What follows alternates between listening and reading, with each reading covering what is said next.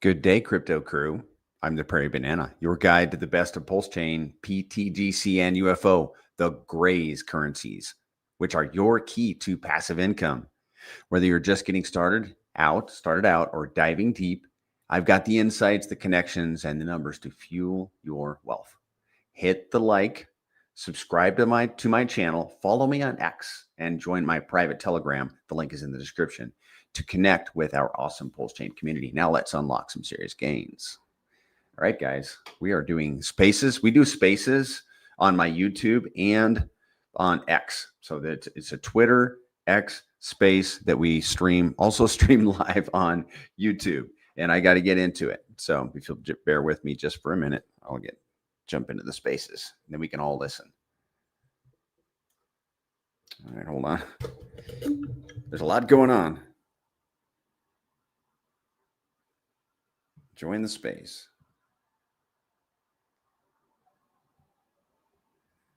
Good morning. Good morning. Make sure my volume's up. Morning, Banana. How's it going, man? Good.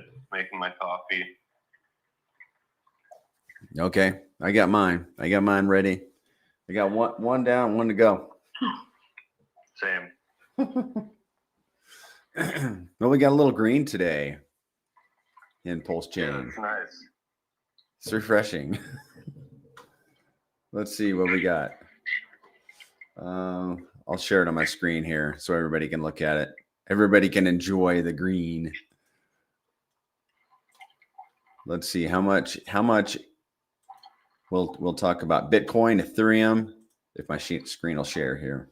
Okay, Bitcoin is up 2%. Ethereum is up 4%. Wait a second. 1%. Binance, I've been watching Binance. It's up 1%. Pulse chain is up 5%. PTDC 6%. UFO 4%. And then we've got everything's in the green. Let's see. PulseX, Hex, eHex, and Inc. are all in the green. So yay. That's good news. I love good news. Yeah. Do you know where Richard's sacrifice wallet's at as of right now? No, but I bet I can find that out on pampy.app. Or maybe look into PTGC, or not, look into RH, maybe. Okay, well that's... Or that stats page Richard was talking about yesterday, I think. Or not Richard. Oh, yeah. Yeah, I do want to pull that up. Let me just pull this off my screen real quick. And that's... I was thinking about the other day, too, is with Hex, it wasn't a sacrifice, but it was a conversion. Like, you convert your ETH to Hex. And I don't know exactly the price of ETH at that time. I think it was a few $100. But it kind of makes you wonder, like, how much of that ETH does Richard have left also? Because there was a good chunk of ETH converted to Hex back in the day. Yeah, Richard said that there was just under 6 million in the flush address when it all said and done. 6 million ETH? That's what he said. Dude. Whoa, man. 22,000 ETH went into the address day one. Yeah, that's what I was going to say. I was watching a video recently, and he was, like, scrolling through, because there was, like, a whole year, right? Mando, if I'm correct? There was, like, a year where you could convert your ETH for Hex. Yeah, and on the bar. Yeah. And then on the first day, there was 22,000. Yeah. So 6 million ETH is worth 27 billion, that's with a B, dollars. Yeah, if in fact that is true, that's what it's worth. I have heard that we have the capital. I heard that somewhere. Well, I hope that's true. So this is the site that you're referring to, Zen, pulsechainstats.com. I was browsing through it this morning, and even I like the colors. That's great. It seems very well organized, and it also seems very like robust. Like there are a lot of great metrics in here, including the Pulse Chain Treasury, which I'm looking at right now. $748.79 million is in the Treasury. That's the value of the, I think if I'm looking at it correctly, that's the value of the Ethereum that was that was given to the sacrifice. $748 million. Does that website have an ROI? I'm looking for it. Current profit and loss, 120.72 million. Yes. So it's in profit by 100 and, is that right? Yes, that's right. Yeah. Okay. It's in profit by $121 million. Yeah, I think just a week or so ago it was back down to only in a profit of 20 million. So it's crazy how that wallet can do 100 million swing in the matter of a week. What would it take in ETH price for it to be worth? I guess it would have to double. Because if I were Richard, I would love for that treasury to do a double and then flip it into the chain. So you subtract the 121 million from the current value and then double that. And what would Ethereum need to be? What would the price of Ethereum need to be? Nearly $10,000, I think, at that point. But that might be waiting a little too long also. Yeah, I was really thinking about that amount of ETH that got converted into hex back in the day, and really how much of that's left and how much of that has been able to be kind of like washed into alternate wallets. If he got a lot of that at a couple $100 a piece, and he has as much as we think he could have, even if it wasn't as much as Mando said, but a somewhat significant amount, I wouldn't even be surprised if like those funds was used instead, because then it could come in as like anonymous wallets in a way, and there's not going to be so much of a spotlight sitting on them constantly. And I think that is very interesting to think about, like, if we could leave the treasury just sitting there. I'd love to. Yeah, and let that do its own revaluation over, like, how long since Richard received that ETH for the hex. And if he didn't touch a good chunk of it, let's say half of it just for fun. Let's say half of it was touched for his own personal spending / the price appreciation of hex, and the other half was left to just revalue. Well, him letting it revalue this cycle, possibly gets it up to $6,000-$7,000 in ETH, but then he has the ability to not even touch the sacrifice funds, delaying the gratification of that ETH possibly to future cycles as well. True. Yeah, I really like the idea of keeping the treasury and not touching it, because I think there's value in just holding it. I think it really matters how much value Richard possibly has in personal wallets outside of that. Mm-hmm. And if he wants to use his personal value for the purpose of having more freedom with those purchases, maybe he wants to buy a lot, but maybe in the high of a bull market, he wants to also push it back down a little bit. Or, if he uses sacrifice funds to do that kind of stuff, they're pretty much dead addresses at that point. He can't play games with the market. Maybe he does like to play games. Maybe he doesn't. I don't know. Maybe he just wants it to look like holders buying, not necessarily his own sacrifice wallet buying. I think it adds quite a bit of value if you see $1 million come in by a random wallet and purchase all the RH tickers over the sacrifice wallet buying $1 million worth. Yeah. So if we wanted the treasury value to double, the price of ETH would need to be $7,500. In reference to my comments a few minutes ago. Do you mean get over $1 billion? Yes. Yep. So if you subtracted the current profit and loss, the 120 million from the current value of 748 million, then it would be over $1 billion in the treasury, but that would be a double. I would be a double if Ethereum was $7,500.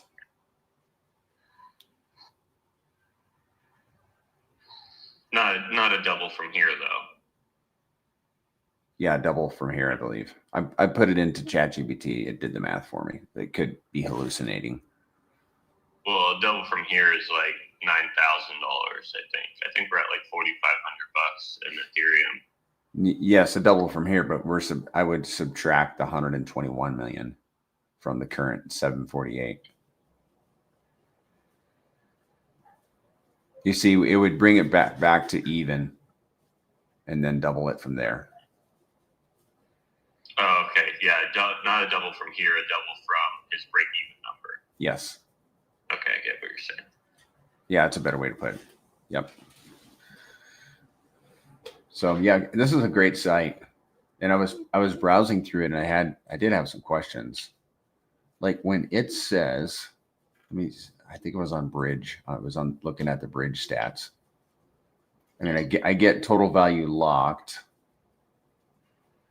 Let me see daily inflow. When it says, here we got daily inflow. When it says there's money on the bridge or tokens on the bridge, here it is. Here it says bridge top 10 token breakdown. 359 different tokens in the bridge. But the bridge is a transit.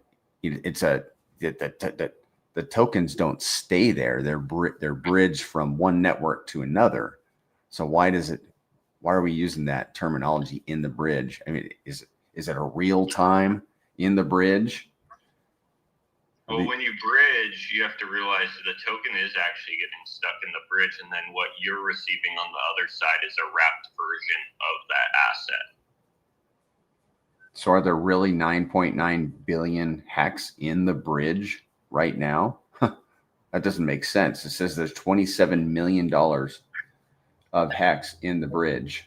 Well, it is in the bridge because what you're receiving, like if this is probably EHEX, so you're moving your EHEX into the bridge, and what you're receiving on the other side is a wrapped EHEX, the EHEX right. From Ethereum. So that's why bridge security is super, super important. That's why a lot of bridges are they are prone to attacks because the quantity of value that's actually stored in those smart contracts. Okay, so for our chain, the robustness of those bridges is super important because that's all the value backing the whole entire chain. So yeah, it's a little bit slow. And I believe that's why we have other solutions now like Liberty Swap, which is more just a cross-chain swap that utilizes the bridge at its own convenience, but gives the user the funds right when they want to do the transaction. So the user doesn't have to wait, but then they go and just kind of move the money behind the scenes afterwards. So the user doesn't have to wait the 30 minutes. But it's been forked by, I think, OmniChain, or no, I forget what the fork is, but it's a very, very robust bridge that's been battle tested. But yeah, the value is in the bridge. What you're receiving on the other side is like a claim check at your actual value that's in the bridge. I see. Okay. So those tokens are actually in the bridge, and then there's an equal value of a wrapped token on the Pulse network. Correct. Yeah. Okay. Now that makes sense.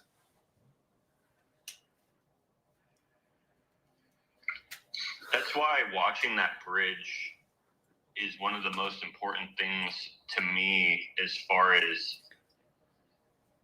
blockchain value or blockchain price in general, because the bridge is in a way kind of like a liquidity pool of the whole entire blockchain. For PLS to go up, we need external value to flow into that bridge, because that external value is what's going to be used to actually increase the value of Pulse Chain. Right now, on chain, there is some Ethereum and some stables just sitting there that got bridged in, and that's technically the buy side of what could be price appreciation of RH tickers. But that had to actually get brought in externally and brought through the bridge to then push Pulse Chain up. Obviously, it hasn't been used yet. I think it's like 5 mil or something like that. But we can actually watch that bridge, and as that bridge increases, that actually means there's kind of like a bid on Pulse Chain coming over. Yep. And that will be the price appreciation of Pulse Chain in the future. So value flowing in to that bridge, new users flowing into that bridge, is direct buy pressure that's going to appreciate the overall blockchain. That's going to be what's appreciating PTGC and UFO, Hex, PulseX, Pulse. And we need those funds safe, and that's why it's really important that we are using a very secure bridge. I think that was one of Richard's number one priorities. And a lot of people don't realize this also. They constantly say well, there's not a lot of value in the bridge currently. And that worries people, because they're well, what happens when price goes up? There's not a lot of value there. And what you have to explain to them is price only goes up if value flows into that bridge. Very similar to tokens, right? There could be a token that has lack of liquidity at the level that it is today. But if that asset goes up 100x because of its paired assets going up and buy pressure on that chart, well, now that liquidity pool is actually filling up with more value for people in the future. This is how Richard has ran Hex in the past. He never put a lot of attention at adding more liquidity to Hex. He always figured the liquidity that came naturally just from people buying was enough for Hex in general. And when it gets higher and higher, it becomes more volatile because the price has moved away from the liquidity. And not that the bridge value moves away from the price, but in a way it does, because there's so much liquidity in that bridge. And if that value pushes up PLS's price so high, that's obviously the price appreciation. And then people could sell their PLS and then get at that value just like any liquidity pool. Sure. Yeah, that makes sense. So right now, the bridge has been in the negative. There have been more people bridging their assets out since January. Let's see, we have January, then we have July, and I'm looking at net outflow, and then August and September. All of those were net outflow months, and then October has been a net inflow of, so far, $2.71 million coming into the bridge. And that is the highest month. That's the highest month. The previous high month was May 2025. And that's the highest month since, on record since May of 2024. So it looks positive. I think March of 2024 was our all-time highs on Pulse Chain, if I'm correct. But yeah, so... and that's not here. I can't see March on this chart.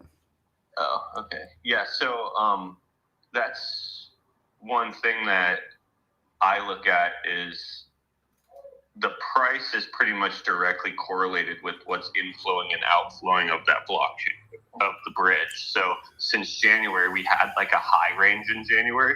Since then, money's been leaving. Money's been leaving the chain for 8 months, which means price has technically been flowing downwards for 8 months. And what we have to realize is when money leaves the chain, you have to ask yourself, well, where does that money come from? Well, it comes from everything on chain. It doesn't just come from PLS or just Hex. It comes from pretty much anything that actually has value on chain. Value is currently leaving risk on assets. PTGC sadly falls into that category, especially because it was a place where people actually were up in profits more than comparative a lot of other things. It was one of the only runners. But I also tell myself, what happens in the other direction? When value starts flowing on chain instead of leaving on chain, when value flows into risk on assets, when value starts coming over that bridge, when new users start coming over that bridge, instead of what's been happening for 8 months, people have been flowing out of that bridge. Users have actually been leaving Pulse Chain. Just like PTGC was a place that money pulled from, there's going to be the event that happened in the past as well, where when money actually went over the bridge into Pulse Chain, a spot that found that value, a spot where a lot of people landed was PTGC and UFO due to the utility and, the product market fit that we see value in the product. The sustainability, the community, the deflationary, the liquidity, the APY written within code, a lot of the features that, while we're all here, it's the same features that people are looking for that flow into Pulse Chain. Every time money has flown into Pulse Chain in the past, again, we have to remember there's been a higher external flow of value, not internal flow of value for the last 8 months. But in the past, every time value has flown into Pulse Chain, a good portion of that value actually found its way to PTGC and UFO due to what the product is. Yes. I think that it's important to note too that you got a lot of people on Pulse Chain that haven't sold and that aren't willing to sell the Pulse Chain, at these levels. So when Pulse Chain actually moves up and gets them into some nice profits, those people will start being more happy with speculating on something like a proof system, like Grace. But there's already capital on chain sitting in stables. There's already capital on chain sitting in Pulse Chain. A lot of investors just aren't willing to deploy that capital at a loss. Yeah, I 100% agree. Did you see in the chat this morning what I posted about Liberty Swap? They're going to be doing a technical and security upgrade. They're scheduling maintenance. It'll be this evening from 8 p.m. to 9 p.m. Mountain time. So it'd be from 7 to 8 Pacific time. And I suspect that they are going to be incorporating tax tokens like PTDC and UFO, because I had a conversation earlier this week. I asked them about PTDC and UFO, and they said they're going to have to actually shut down operations for a short period of time in order to make that happen. So hopefully they will be doing that this evening, and then people will be able to swap from like EUSDC straight into, if this works, if this is actually the way it works, they can go from EUSD to PTDC or UFO. So I'm hoping that'll happen this evening. Yeah, I don't know if the volume is low enough for them to want to completely shut everything down, but that'd be great. Yeah, they posted it on Twitter this morning at like 2:30 a.m. I'll just read it. Scheduled maintenance notice. Our protocol will undergo a technical and security upgrade with maintenance scheduled from 3 a.m. to 4 a.m. UTC on Sunday, October 5th. We will do our best to complete the process as quickly as possible. Thank you for your understanding and continued support. So I'll be checking. Yeah, they've already got all the code. Yeah, it's done. Right. So they just got to push. Exactly. That's what he told me, is that the code is done. We just unfortunately, we got to stop our operations in order to incorporate it. So hopefully it goes well.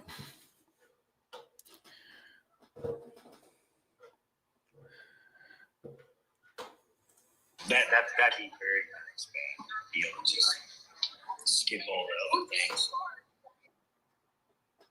Yeah, you can skip steps, I've used Liberty Swap a handful of times, and it's sweet, man.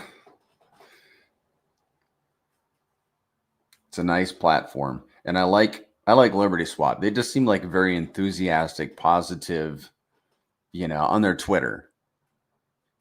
They seem. Well, they also actually answer questions if somebody has a problem. They actually have like great customer service. There you go. You don't normally have that. So. Yeah. Yep. Yeah, they're great. So they're an asset for the chain. Absolutely. In addition to their platform being so amazing, you can literally go from EUSDC to PUSDC, bypass the bridge, in addition to that, their customer service is next level. True.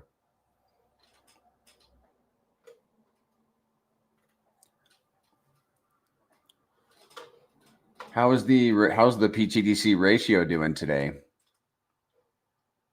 against PLS? 7.8. We're back up to 7.8. It was down at like 7.2 yesterday, the day before.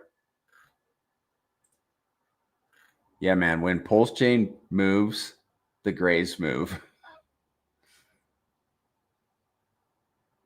Yeah, it's funny because a lot of people don't realize that when Pulse Chain goes up, it's from an inflow of new value, and an inflow of new value usually doesn't land on just Pulse Chain, and that literally means that there's more value flowing in than going out. And when there's more value going out than coming in, then it does make sense that a lot of alt tokens will fall down further, because the value doesn't only come out of Pulse, it also comes out of some of the alts too. Right. And the X multiplier works in both directions, or reflexivity works in both directions.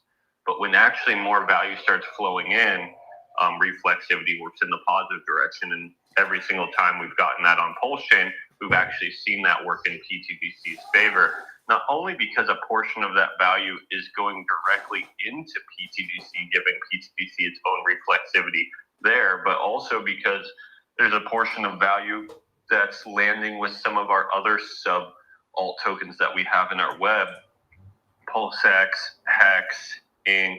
And you can also watch those tokens ratios. So like, I guess currently you could look at PulseX, and PulseX has actually been fighting against Pulse Chain a little bit. Like, it hasn't been outperforming Pulse Chain like it was previously. So that's not helping our own personal reflexivity, because we have a bonding with PulseX. But if PulseX or Hex, some of these bigger pairs we have, actually start outperforming Pulse Chain because of the inflow of value and them having their own X multiplier going on, this actually maximizes the potential of our own personal X multiplier due to our large liquidity pools with these other assets as well. Also can work in the negative direction, right? If a large liquidity pool underperforms Pulse Chain, this makes it actually more difficult for us to increase our ratio against Pulse Chain, because we're now like dragging around this anchor. But if it works in our favor, we can literally start doing increasing our ratio over Pulse with actually zero buys even on PTGC or UFO.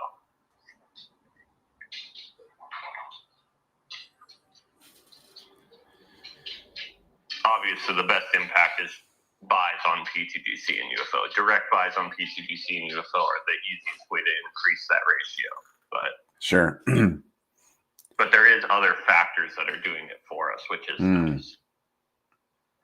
And direct buys into PTDC and UFO are the best way to leverage Pulse Chain too, in my opinion. Like Stalis and I said on our stream this morning, everybody coming over to Pulse Chain, if they will get a position in the Grays currencies, they will effectively have exposure to the best of the best tokens that Pulse Chain has to offer at this moment, which are the core assets, the Hex, Pulse, PulseX, Inc. the assets that Richard Hart is intent on pumping in addition to his chain, Pulse.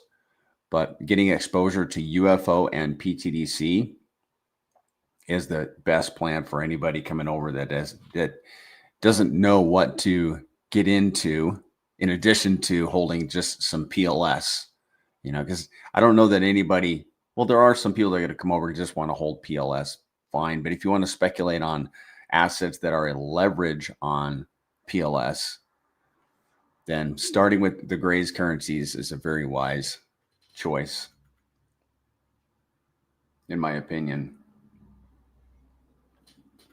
Yeah, not only just the leverage part, the fact that we are working off reflexivity and have the potential to work off of it, but the scarcity factor, the fact that it is hyper deflationary and there's less and less tokens every single day for as long as Pulse Chain exists, and the fact that you have APY built into the code.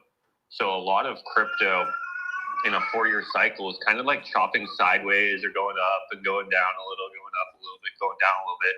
And it, obviously has the few months, sometimes like 4 to 6 months of like parabolic moves to the upside. And I definitely like the fact that if you consider a crypto cycle mostly sideways action or just up and down movements, we're generating additional tokens in our wallet that entire time. So when those parabolic moves do happen, you have more tokens in your wallet to possibly not sell, a lot of your initial. You could possibly just wait for that APY to increase drastically and maybe DCA out or take profits that way. And then on top of that APY is coming from a supply that's ever decreasing. So it has to come out of the existing liquidity pools when it's happening. Sure. That was a good time to plug PLS Folio too. Everybody, I'm voting right now. I just voted for PTDC.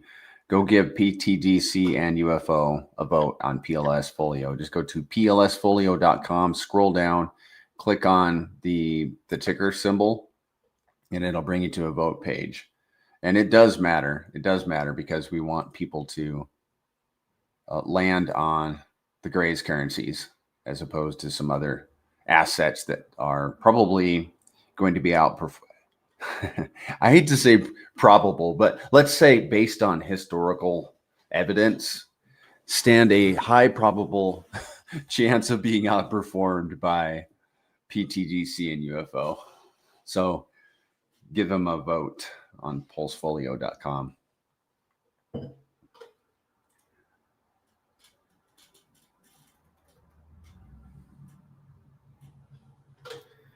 Did you have any afterthoughts, Zen, about the stream we did yesterday on the slides?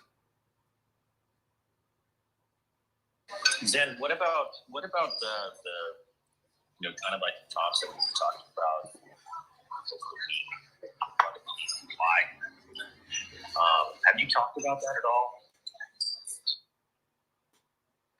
at all? Not really. I think we plugged it a little bit in the VC on Thursday, but a lot of people aren't in those VCs that do these spaces, so I think it's worth talking about. Yeah, I'd love to hear it. I mean, I was listening to the voice chat, but I was a little distracted. And so I missed some of what you said about the APY, and I'd love to hear it. Well, I'm a little loud on my end, but I'll just say we were talking about, a lot of people say that, it's only the people who got it at the beginning that are making it APY and things like this of this nature, and how the system actually works as opposed to what people think, and how we're actually speculating on the future APY and the future performance, and how people really need to understand the reality of speculating on the future APY and the future performance of this system as opposed to just what's happening right now. And I'll just pass the baton over to you, Zen, and I'll chime in as I see. Yeah, it's kind of funny you brought it up. I don't know if you saw this, Mando, but B Roots and DCC had a stream. Yeah, live stream yesterday. They did a live stream. I don't know if you listened to it, But there was a part I listened to, I think half of it. Then I had some stuff I had to go do. But at one point, DCC was bringing up the fact that he believes APY with the store of value assets in cryptocurrency is going to be very, very big. So he was in particular talking about Ethereum, but I directly was relating this conversation to PTGC because PTGC actually has the APY written within code. So a lot of like these Ethereum ETFs and places you can get Ethereum in the future, they're going to be actually offering APY with the Ethereum purchase. So you're not only exposed to the price appreciation, but you're also exposed to a portion of the APY that Ethereum is receiving, because these Ethereum holding companies that are like holding it for you, these ETF companies, they're going to obviously take their portion as well, which is a little bit different from PTGC, because PTGC, you actually have self-custody of your asset. But the more important part that I found fascinating was how big of an idea DCC thinks is store of value with the ability to appreciate mixed with APY. He strongly believes, is what I could tell from that this is actually what everyone is looking for. Everyone is looking for store of value systems that are secure, that are safe, that can appreciate over time, that are also paying APY. And a lot of even what he was saying with meme coin gambling or speculating on a lot of alt tokens, the gains that are being made need to be brought into the safer, more long-term assets.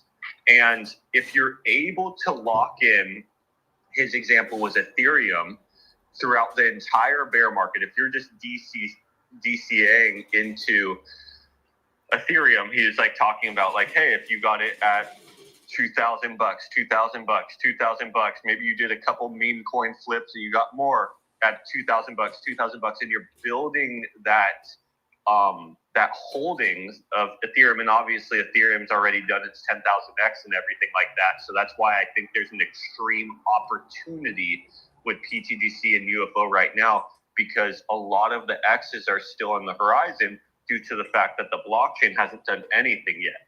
But he was bringing up that, at today's prices, let's say you're able to acquire $10,000 or $100,000 in Ethereum. Obviously, $100,000 might be out of some people's range, but this is the power of DCAing constantly. Taking a portion of what you make in the real world and getting the holdings, because the power isn't in the 3% APY that you're receiving today at today's prices. The power is in the 3% APY that you're receiving after the reevaluation of multiple cycles. So you have Ethereum at $4,000 right now, but after a 10x, that's $40,000.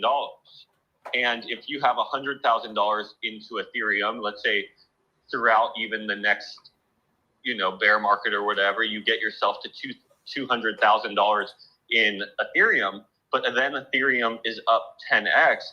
Well, now that 3% is starting to become a lot more, because you possibly are now sitting in from $200,000 on $2 million. And 3% of $2 million is something that you can actually live off of and pay bills off of. So this is the example with Ethereum.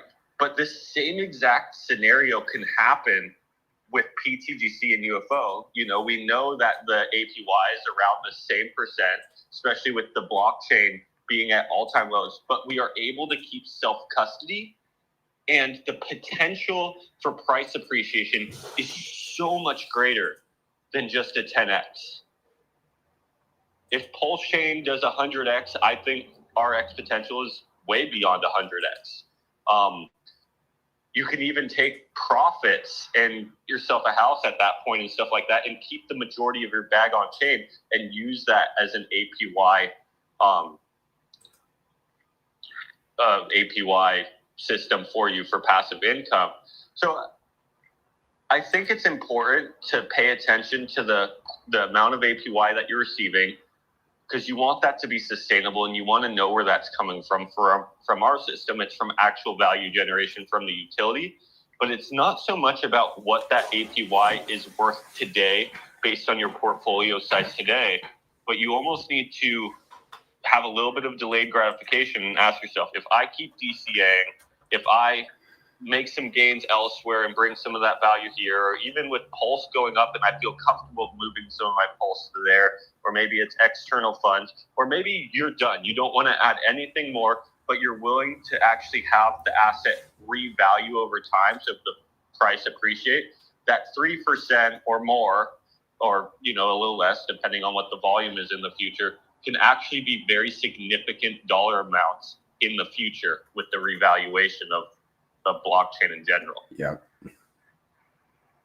Yeah, I think it's important, though, the topic of Zen. Right now we're on a chain where there's a lot of people that know, that have been on chains, and they've witnessed the rise of the Grace currency as an ecosystem and its success. They have a hard time buying in. One of the things that people will say that an echo chamber is, those guys are getting all the buy, but you cannot look at a system like this and say that, because you would not say that about any other system that's paying the same exact. If somebody comes in today and puts in $1 million, they're going to be earning $1 million worth of APY. If they put in 1,000, they're going to be getting the same exact amount of percentage of the yield. And it's almost like just saying that, well, because the system actually was successful and early adopters got to see the token price go up, the system's broken somehow. I mean, technically, that's actually the argument. Well, because we didn't get in early and you guys got in early and the tokens went up, so you guys are making a larger percentage because your USD value has gone up, so you're getting more yield. That's not indicative of a broken system. That's indicative of a system that worked. That's every system. Exactly. That's the property housing market. People who bought properties 50 years ago on the coast of California are now able to rent those properties for 50 times what they, the worth of the property is 50 times what they bought it for. They're paying whatever their whole entire mortgage is in just 1 year of rent payments based on the property revaluing. So now that property is revalued, that their passive income is less. Does that make a user today getting a property in the coast of California, does that make it not a good investment? Not at all. This is the same with Ethereum. The example I was just explaining, what DCC was talking about was, hey, this is what Ethereum is paying. You should be DCAing into these passive income plays, because then you can actually hold the price appreciating asset while being paid for doing so. Well, are you completely upset that Vitalik and his guys got in super, super early? Not necessarily. You know what I mean? That doesn't. Well, I was in a space then with Mario and the bigger guys. I think it was yesterday. They were talking about the 4%, getting a 4% yield on Ethereum and debanking because it's safer, it's on chain, they have self custody. Nobody can shut them down. They can go anywhere. 4%. Now it doesn't matter if I'm the guy that comes in with $1 million in Ethereum getting 4%, or if I'm the guy coming in with 10,000 getting 4%. You get in APY the amount of dollar amount that you put in the system. That's how it works in every system. It doesn't matter what timeline of the system it's in. It actually is better. It's better if you got in at a price where it's down a little bit, right? Like if I bought ETH at 2,000 versus 4,000, well, the token went up and doubled. But that doesn't make it unfair like playing ground for somebody. It's a financial product. And I think that's important. Like there are financial products that have proof of concept. And once they're established, they offer a yield. The difference is that 4% is not going to change. Here, based on volume, that 4% could go to 100%. Plus the token could go up 100x. And so because of that multiple, there's nothing that compares to the speculation on future volume, future yield, future turnaround. Like there's no comparison, you know? Well, that's why I just hate that mindset, man. Yeah, if you come in, you know, I'm going to use larger numbers just because they're a little bit more interesting. But if you come into Ethereum and you want to, with $100,000, right, and you're going to use it for the store value side of it, the investment side of it, the price appreciation side of it, but you're also looking at it as the passive income because it's, you know, an on-chain way to earn passive income alongside price appreciation. A lot of people don't realize that a lot of investments outside of crypto, I think housing, if your house is paid for, or properties, if your properties are paid for, are very similar in this way that you can rent them out. You can earn a passive income off of it, plus get price appreciation of the investment. But crypto kind of works in the same way if you're in a system that pays passively, or if you give up custody of your asset somewhere, it can get you passive income too. But you're able to earn passively based off of what your investment is worth. And if you look at the $100,000 into Ethereum, you can ask yourself, well, what do I think Ethereum can do this cycle? Because that's the new value of your investment. If you think Ethereum can go, let's say, a 3x, well, now your $100,000 is $300,000. So now you're earning a 4% APY off of $300,000, which is a lot better than $100,000. You just 3x'd your passive income. The opportunity that's here with PTGC and UFO due to Pulse Chain being so undervalued is super unique, because if you actually came in with $100,000 at today's prices, and let's just say Pulse Chain and PTGC do a measly 10x from here, which is only 3 times SAC price. Well, now you're earning passive income on $1 million. So your 3%, 4% isn't based on $100,000 that you entered in with. It's based on now $1 million of working capital.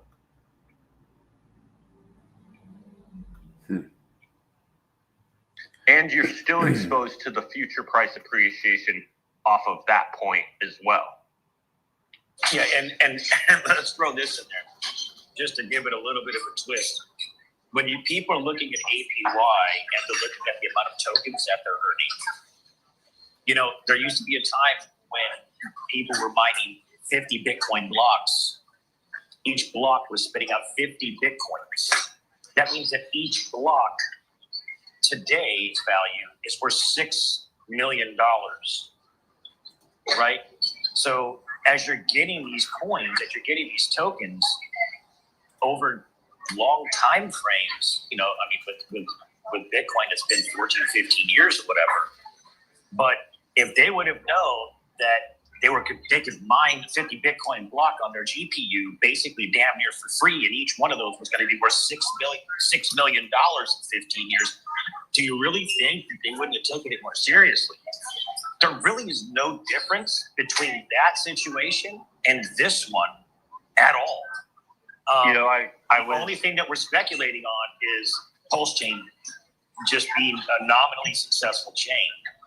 Yeah, being relevant in the crypto industry. We don't need it even to do anything crazy. Just be relevant, have somewhat success, or, you know, an actual user use. You know, I was talking to Banana about this yesterday, is the impact of delaying gratification on your APY for 1 year is extreme. So the quantity of tokens that we were receiving prior, because prices were lower a year ago, it was roughly 10x lower. So with the same amount of volume, we're actually receiving 10 times the amount of tokens. So if you can even delay gratification, not only in your initial investment, but also in your APY, you now could sell the APY that you received 1 year ago for 10 times the amount of money. So let's say within a month you received $500, right? Like, you know, I think that's a decently large position. You received $500 in APY. Well, you could have obviously taken that APY right then and paid your electric and your car note, right? Your two bills in front of you. But if you're actually able to delay that gratification, you're actually able to pay like a pretty nice house mortgage off of letting that APY revalue. And that's very similar to what you were saying about like, you know, mining Bitcoin and stuff like that. Like if you spend that APY or that passive income right at that time, right, the value isn't the same as what it could be if you're delaying the gratification of the APY as well. Obviously, most importantly is holding your initial. And by spending the APY, I do think that helps users hold their initial because they can actually take profits and realize some of those gains without tapping into it. But if you are also able to go a step further and have some delayed gratification for like a year with just your APY, you can actually start going off of your APY a year prior and letting that APY revalue along with, because then what you're earning today might be 10 times less tokens, but a year from now, if it 10x's again, now all those tokens 10x. You know what I mean? So again, the $500 you received today can be 5,000 because you were patient and you let that revalue. So by putting that 1 year clock on yourself, you're actually making it to where everything you're receiving a year prior has the ability to revalue while you still hold your entire initial. I think when we were running numbers with Fermi the other day, we were getting upward of 150% or more. With, I think you were running like 10 million in volume. I think that's what it was. Maybe I'm mistaken. So right now, people in legacy are happy to pop $1 million in ETH for 4% and maybe a double off the token price, right? I mean, there's literally just the there's people that just want the safety. I don't even care if the price goes up. Just give me 4% on my million. But then there's another group of people where, well, if I'm given an option for this product, and I can speculate on this much of an upside on the token and this much of an upside on volume, which means this much more of an upside on yield, you know, you're going to get a diversified portfolio. Yeah, obviously, like the APYs of both PTGC and UFO are competitive with a lot of large assets, but you also have to take in the fact that they have amplified metrics that are also important, like the scarcity and the ability for price appreciation. You can look at a product out there that, you know, maybe offers a 15% APY, and that might seem very, very like lucrative, but you have to also ask yourself, well, where is this 15% APY coming from? PTGC can very easily engulf a 15% APY just by doing a 15% more move than that asset that you're comparing it to throughout a year. You know, technically an additional 2x against any asset is technically an additional 100% APY if you're looking at value of the asset, not quantity of tokens. So there is a lot of emphasis in the PTGC system, not only on the APY, but on the sustainable price appreciation as well. Because if we can get sustainable price appreciation of the overall asset, your 3% or 4%, what you're earning becomes that much more. Because if you can do a 2x now on 100,000, now you have 200,000. If you do another 2x, now you're at 400,000. If you do another 2x, you're now at 800,000. If you do another 200, you're at 1,600,000. So if we can keep this compounding and keep this asset multiplying over years or cycles, you're getting the appreciation side that you're looking for in pretty much any product. And a lot of the products that exist today, people are happy with 2x's just in 4-year cycles, let alone a few months. So if we can offer that in shorter time frames with sustainability, a lot of people want to store value in the products that are outperforming others, right? And I think that's important to look at is, hey, what has Bitcoin done in the last year? And what has PTGC done in the last year? What has Ethereum done in the last year? Well, PTGC is up like 10x. Bitcoin, you know, maybe I think less than 2x, like 50% or something like that. That's a big difference in someone's portfolio. Obviously, what's more important from just this last year is future years to come. If we can show another year of, let's say, Bitcoin up another 20%, 50%, but PTGC is up another 10x, well, gosh, people are going to start to recognize that this thing is sustainable. The price appreciation is very much amplified compared to some of these larger legacy products. It's got liquidity that's backing it, a large percentage. It's decentralized self-custody, and we're earning APY just for holding the asset. Like, these are a lot of the features that everyone is looking for in pretty much mainstream products.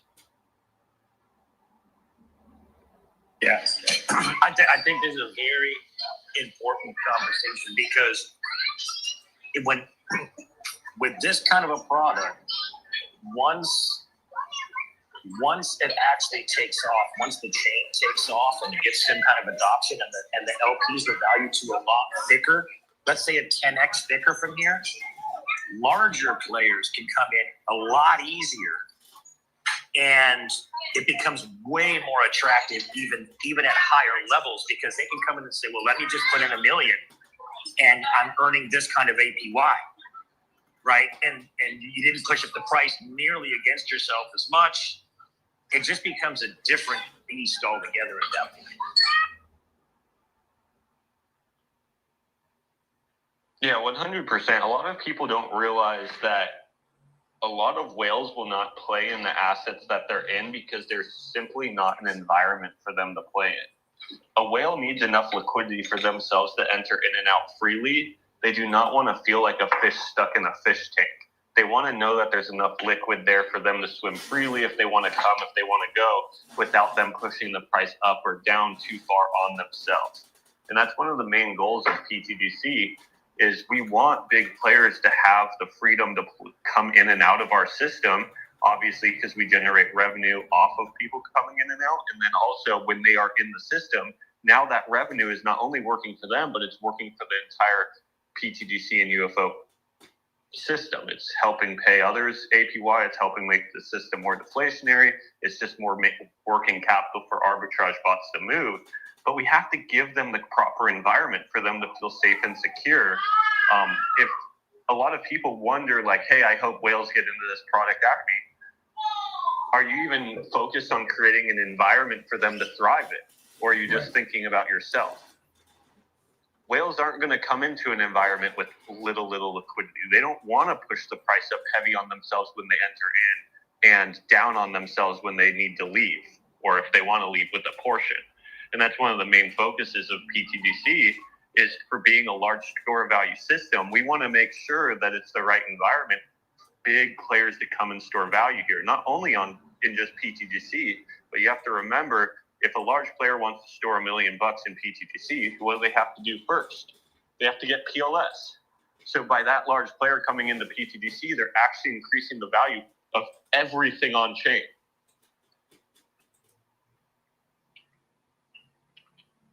And that's what we want.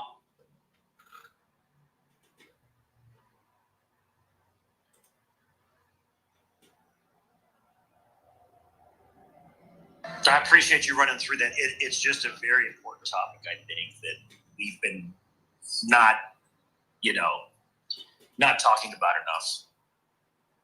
It's obviously forward looking, but to speculate on a higher APY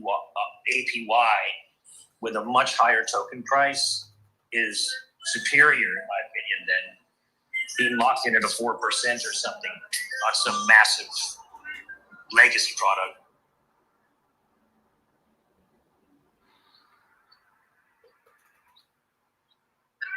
With a portion of your portfolio, obviously, not financial advice. Yeah, as Pulse Chain evolves to be proven as a top tier blockchain, like a blockchain that actually has a growing user base and is not a sinking ship.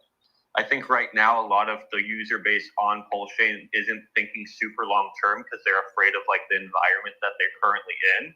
But once Pulse Chain proves to not be sinking anymore and to be like a legitimate investment that's increasing over time and a safe place to come. I do think this thinking is going to switch from where can I get some quick X's and make some money to, hey, like I have a portion of value that I actually want to store within blockchain. I'm looking for real long-term investments that appreciate in price. Obviously, everyone cares about appreciating price. People aren't investing money for them to go down, like Pulse Chain's been going down. People are investing for this to go up over time. And if there's a product out there that's outperforming some of the main assets within cryptocurrency due to the features within the code, bind burns, scarcity, the fact that it has built-in APY and stuff like that, I do think there's going to be a large amount of new users flowing in the Pulse Chain that aren't just caring about a quick 2x and I'm out, but actually looking for products to store value in to make a passive income, an APY, off of something that appreciates in value. This is what everyone is pushing with Ethereum right now. With all the large assets, this is what people are looking for. They're not getting into large assets to make a 2x in a weekend. They're getting into large assets because they want the security, the safety, they want the price appreciation over periods of time, along with APY built into the system. The truth is a lot of them don't even have APY built into code. They're kind of strapping on other features to give users APY because they know this is what the users want.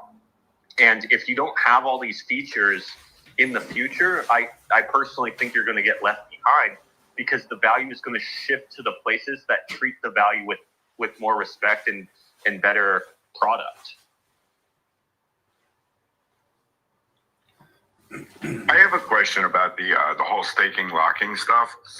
I see, let's just say 5 million coins staked and locked.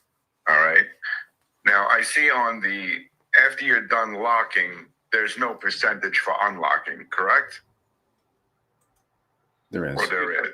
If you fulfill your lock duration, yeah, there is no percent that you give up when you unlock. Okay, That's so true. then we go down to the staking part. I see it says 1% to unstake, correct?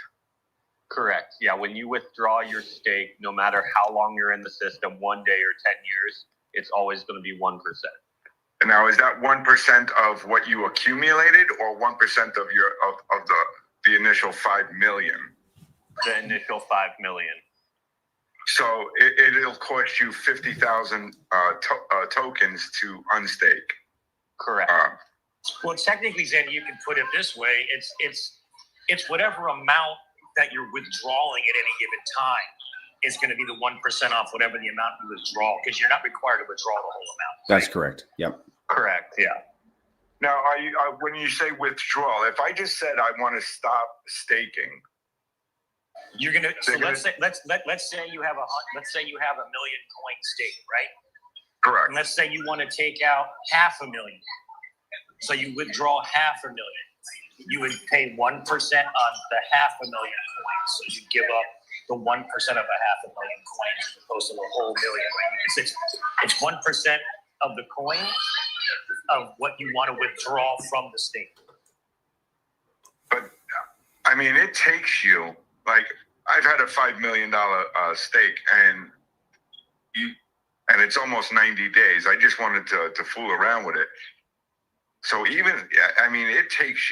would take probably 6 months for you even to get 1% of the coins.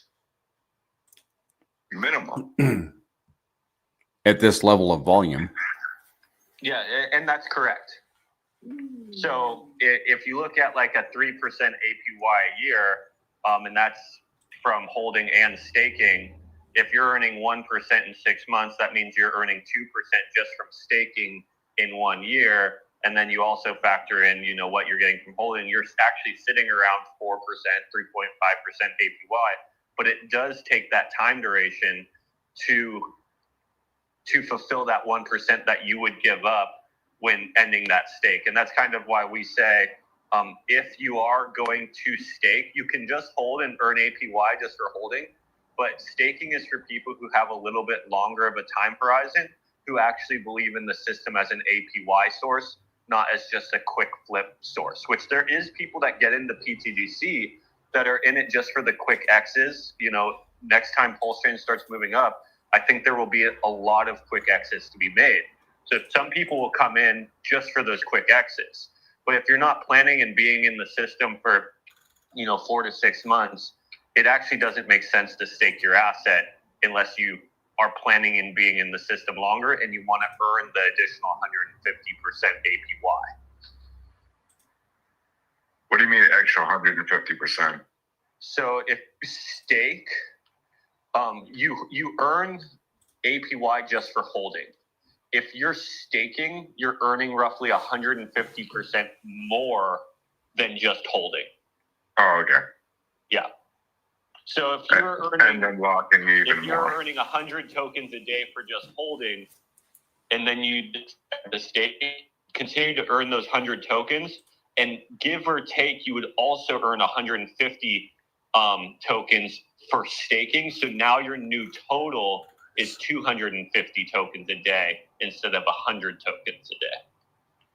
And since it's already broken down in the staking part, on stopping, even if you fulfill your locking period, you wouldn't be able to combine all of those into one more lock. It would still break down into your separate, 1 million, 5 times, correct? You would never be able to lock.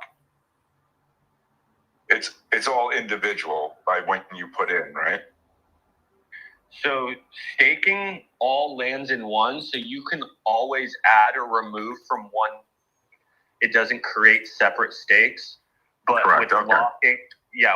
locking, it's all separate locks due to there being a time, right? So you can't, if you've already done 45 days of a 90-day lock, you can't just add to that lock that you've already fulfilled. Very similar to Hex in that fashion. And this is just due to there being a time constraint to it or a time agreement to it, to where everyone is separate like Hex. But with just the staking, you can actually add or remove from that entire stake as you please, as long as the tokens aren't locked. And it's just, the rule is it's a 1% fee of whatever you withdraw. You could have been in the system for 1 day or 10 years, but there is that 1% fee, and that 1% fee goes to all the other stakers. So if you're a staker and there's, let's say in a bull market, a lot of people coming in, staking, and then just instantly leaving, because within a bull market, people do stuff like that. Like you'll just get an inflow of random people coming in, making a quick 4X, and them saying like, oh, I don't want to stake anymore. I actually made money here. I'm going to leave because I'm happy to be up 4X. Well, even if they didn't make their 1%, they're still giving that 1% to all the people who are remaining in their stake. I'm more concerned about the locking period. I have 5 different locks that are coming undone. They were $1 million each. All right. But what I'm saying is, if I'm done with my locking period and I unlock all of those, right? Can I relock a 5 million coin lock, or is it still gonna, because of all of these stakes, are 1 million each?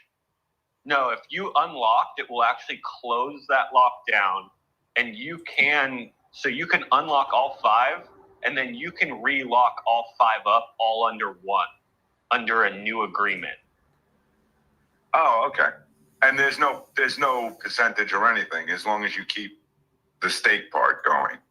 Yeah, you don't lose anything for doing that. If you fulfill your time, you can unlock, and then you can relock everything up to a new agreement. That agreement could be more tokens or longer time periods or both. And there's no penalties for doing so. I do just want to remind you, what I always suggest for users is wait for that lock to go a day or 2 past your lock time. So you don't get that 30%. Yeah, so you don't get that ding. Also, there's a thing that says a 30% fee applies underneath the lock. You'll see it like right next to the buttons. That does disappear when the lock has actually fulfilled the time. Now, do you actually get the coins when you unlock it from the locking side? You know what it is? I'm trying to think, like, you never actually get the staking part to compound, correct? It always stays in the staking part, and the locking part always stays in the locking part without compounding the initial investment.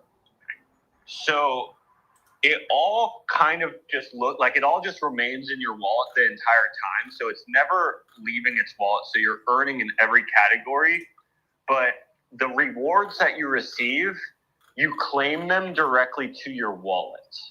So when you claim them, they're not compounding in the lock or compounding into the stake. They're actually going right into your wallet liquid.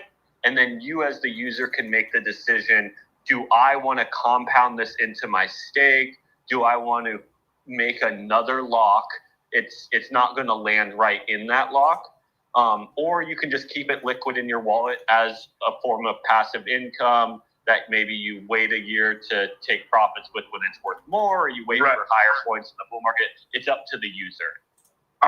Okay, but those coins that are in the lock and those coins that are in the stake aren't actually in your wallet until you claim them. No, the tokens that are in the stake and the tokens that are in the lock remain in your wallet when you're staked and locked. You can literally see them in your wallet on MetaMask. That's one of the big features of PTGC is we're offering APY, we're offering staking, we're offering locking with entire self-custody of your own assets. 99% of other assets out there, when you want to earn APY, you actually have to give up custody of your assets to a smart contract so your assets are actually stored in your own wallet. Okay. Thanks, So man. you'll see them in there. When you go onto the PTGC staking page, it'll show you what's held, and usually that is more than the staking, or it has to be more than the staking and the locking. But what's staked and what's locked is still in your wallet. It's in your MetaMask wallet. It's not being taken from you and given to some other entity to then do something with as they please, or just as most other protocols do it, is they just take the tokens from you and put them in a smart contract somewhere with everyone else's tokens. And what this has been in the past for cryptocurrency is a huge attack spot, because imagine with PTGC system what it could be in the future. Roughly, I think like 70% of all that tokens are staked. So if we put all 70% of the tokens staked in a smart contract somewhere, and let's say we're at $1 billion market cap, that's $700 million of value in one smart contract. And this now is like, hey, if you hack this, you literally can take over the whole entire project and drain every liquidity pool. So that's a huge risk. So for a store of value system to be a true good store of value, you want to actually separate all these risk vectors or these risk situations. And one of the biggest risks that we are able to eliminate is by not storing everyone's value in a smart contract, we let everyone actually store their value in their own seed phrases, in their own keys, making it to where, if one individual user gets hacked, the hacker gets at their value, which actually locking has been known to protect users against these wallet drainers, because it's kind of like putting value in a safe inside the house, just more layer of protection. But the point is, it's safer for the overall protocol for each user to actually hold their own assets, and it's safer for the user as well. Yeah, I think one of the things he might be getting at too, Zen, is all rewards that you earn from holding or staking or locking, you can claim. Those rewards do not go into your wallet, though, until you claim them. But they're claimable at any time. You do have to claim the rewards for staking or for locking. But you can access them at any time. You'll see them stack up but if you got locking rewards, you go to the locking section on the DApp and claim those rewards. If you're a staker, it'll say these are your staking rewards. You click the claim button, run a transaction, and those tokens now are in your wallet. And in that way, now you're compounding because those tokens now are in your wallet and you're compounding. So that's why every week I go in and I claim my rewards. And now that those are in my wallet, those add to my weight of my APY pool. And in that way, you're compounding. Thank you. That's exactly what I was trying to get at. That's exactly. Thank you very much. Yeah, I could tell. And secondly, in a lock, once you've done, let's say you put yourself in a 90-day lock, you have to be staked in order to lock. But let's say you lock and you're done with the 90 days, you don't have to remove that lock. It becomes a liquid lock. There's no penalty to keep it in that lock. You can pull it at any time without penalty, but it's just going to keep reaping your rewards that you can claim anytime. You can compound them back in. You can just hold them, or you can sell them. Perfect. Thank you very much. That was the answer I was looking for. So I can claim them weekly. I haven't claimed anything. So I should have actually been claiming weekly to compound my original investment. Oh, just absolutely go in there and just run it. Just run a claim. Claim everything that you have in rewards that you've got in rewards. Get it in your wallet and just try it out. Yeah, man. Thank you. Yeah, thanks, Mando. I didn't get the question, so thank you for answering.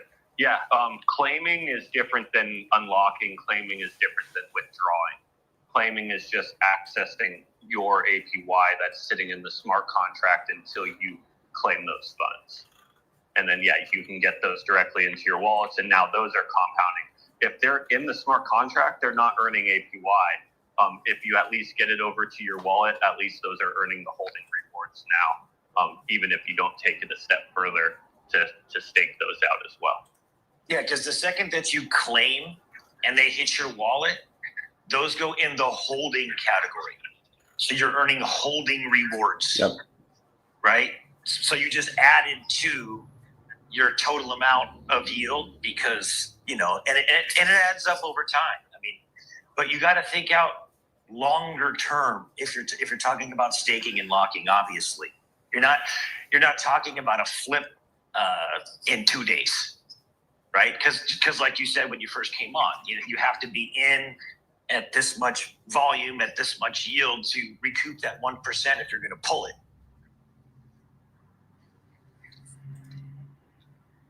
Yeah, like I said, I bought 5 million coins. I'm not looking for a flip on it. I was looking for a long shot, like 2-3 years from now. Well, that's a 5x just in case bag. So that's good. But here's another thing. If somebody comes into the system with $100,000, I'm just playing with numbers. It costs 5% to enter the system. Right, so they put in $100,000. They took a $5,000 entry fee hit. So they have $95,000 worth of the product. If the product just doubles from there, right? They have $190,000 worth of the product. Nobody cares about the entry fee at that point, and now you're earning on $190,000 of APY. I mean, 190,000 APY and 190,000. So that's why, like, a superior system like this, to me, getting involved with really, really amazing new systems this early, if you just look at what happens if you're speculating out into the future a little bit on the price of your entry, on what that means at just a double, right? And also what this means if this thing becomes majorly successful over the next couple of cycles. Now you're speculating on everything a normal legacy speculator would speculate on, but there's so much more upside potential that there's no comparison, right? And that's really what I was getting at earlier by even bringing up the APY and these differences in thought, because a lot of people have stinking thinking just because they're biased, because they saw early adopters win in terms of the token price go up. And then you want to poo-poo something because it actually was successful, but you didn't get in early. And that's not indicative of something not being great. It's just indicative of you're mad you didn't get in early. But there's always people, like, for example, Zen says it all the time. The next doubling of people on Pulse Chain into the future, none of them are going to have any of that care. Nobody cares about any of that stuff. They don't know anything about the history of Pulse Chain. They just see a chain going up, and they see cool products and they do their thing. They don't have that historical baggage. Yep. Right? Yeah, no one cares. There's risk levels throughout the next 100 X's that people want to get in at. Look at people getting in at ETH today. 10 years later, thousands of X's later, 10,000s of X's later, and people are seeing it as a great place to store value with price appreciation and with the possibility of exposure to APY written within the system. It doesn't matter. Any new person finding out about it or finally coming to conclusion with, hey, this is a better place to store value as far as an investment than a lot of the traditional things out there. There's levels where they find out about it and where they're willing to get in. There is people on chain that just won't get in just because they knew about it earlier and didn't take action. And now that it's gone up, they feel a little biased about it. Any new user finding out about Pulse Chain, Hex is a great example, right? And sadly, Hex came down inflationary parts and the other features within PTGC, hedge PTGC against massive turnarounds like that. I think it can, but no one cared that there was people that got into Hex 100x ago when they were getting in at 2 cents. No one cared. This was actually the time when more people wanted Hex than any other time. When Hex got to 5 cents, 10 cents, there was a longer line wanting Hex than when it was at half of a penny. So it actually happens in a reverse way. As it goes higher and higher, and as more people flow into Pulse Chain, more people are going to want to expose themselves to the product. It's just the nature of this industry. The line becomes longer and longer. But I do think there is opportunities where we are right now on Pulse Chain. Is what Banana was just talking about earlier. If you look at the bridges value, there has been money leaving Pulse Chain for the last 8 months. And there wasn't a lot of money here from the beginning. So that says a lot. Like, we were not up a lot and then money left. We're up a little bit and then money left. Literally 8 months ago, we weren't even at SAC price, and we've been going down for 8 months straight. What that has created is an extreme opportunity to get into the assets that you believe that there will be a line for in the future before the line gets there. Right now, literally the doors to the mall aren't open yet, and you're walking around the mall and you actually get in front of the line of the stores you think are going to have demand. The best way to see what stores have the demand is look at the day prior. Look at the microcycle prior. Which assets had demand a year ago when value was actually flowing into the markets? PTGC and UFO were one of the most successful products in Pulse Chain previously when value flowed in, when the doors to the mall opened up. I don't see a reason why that doesn't happen again, if not more, because the product's just gotten stronger and better in the last year. Most likely, if the store didn't have anyone waiting for it a year ago, it's not going to have anyone waiting for it when the doors open again. It's just my opinion. Retail, when they flow into new blockchains, they're usually not going at like the extremely dead products, even if they're only a 10K market cap and the opportunity there. They have a range, like a risk tolerance they're willing to go into. And I believe PTGC and UFO are like right in that right range where they're risky enough to where life-changing gains can be made in a short amount of time, but not just a complete gamble. There's community there, there's a chart there, there's liquidity there, there's branding there. Everything really what people are looking for in a speculation, we have it, plus the ability for maximum price appreciation. That's the sweet thing about being on such an undervalued blockchain. We're taking enough risk just being here on Pulse Chain. You can actually look at the safest, most secure, trusted products on the chain. You don't have to also risk that side because there is so much risk with upside potential just being on an undervalued blockchain like Pulse Chain.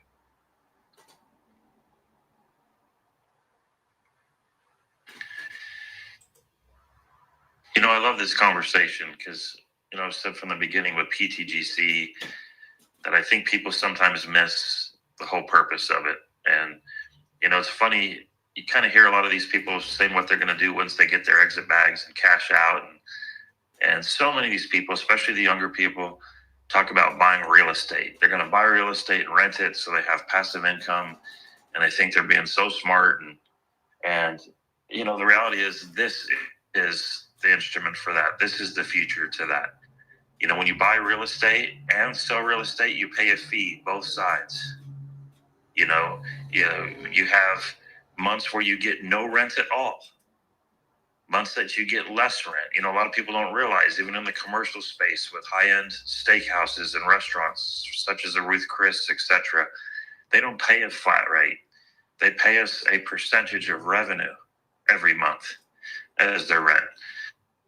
So in months like December, we get a big chunk of rent. In months like, March, it may be much smaller. And that's very similar to PTGC.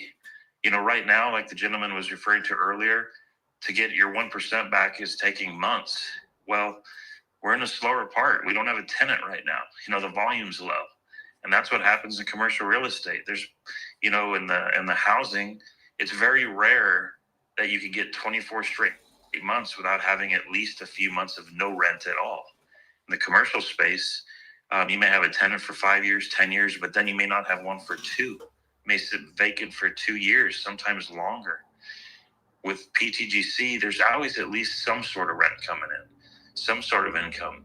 But you got to look at the whole year. You got to look at the long-term return. I remember being times where we were getting the 1% of staking covered in 30 days or less because volume was high. So you got to really zoom out and look at the big picture and what this product is. Yep. And actually consider, not financial advice, but just my opinion, consider looking this as where you put some of your exit bag. Instead of saying, I'm going to put it in real estate or I'm going to put it in some stocks and so forth. The price of PTGC, yeah, it stinks to see it go down and stay flat, etc. But the reality is when you're using it as a financial instrument for return, that doesn't necessarily matter as much. When you're renting that commercial building, say for $15,000 a month, and the price of the building goes down a couple $100,000, you don't even notice, you don't even look, you don't even care because you're not selling the building. You're just collecting the rent. And I'd much rather have the rents go up than the building value go up. The building value go up is only at some point when you may want to sell the building, but most people that get into commercial real estate, residential real estate, etc., never do. They never do sell those good ones. They sell the bad ones to the new guys coming in, and the new guys that think because they watched all these shows and these Grant Cardone and all this other BS out there that, oh, cool, here's where I park it. Now I'm just going to get all this passive income. Well, wonderful, wonderful. But they forget there's a lot more fees than what PTGC has of just a buy and sell fee. You got your property taxes, you got a roof you got to put on the thing. You got insurance. It goes on and on and on. So people just really, really should pay attention to this as a tool and an instrument. And I get it. Lots of people in crypto are in for the X's, and that's fantastic. But this product's different. This product's different. And consider looking at it that way.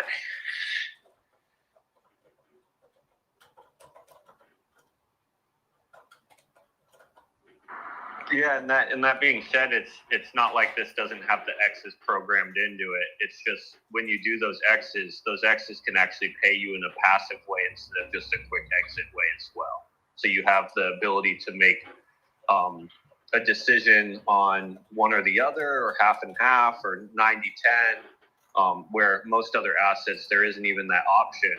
And since there isn't that option, you have to ask yourself, well, what's everyone else going to do? Since they don't even have the option to let their value work for them and pay them passively, their only option is just exiting. So by having the option with each individual user, obviously some people will just exit, but I do think there's going to be a large percentage of people who do want to utilize PTDC for what it's designed as the passive income source, that where the overall investment can just keep appreciating, making your passive income larger and larger over time. How much is that going to reduce sell pressure in the future compared to 99% of the other products that exist in this industry, which by reducing the sell pressure increases the exits. Mm-hmm.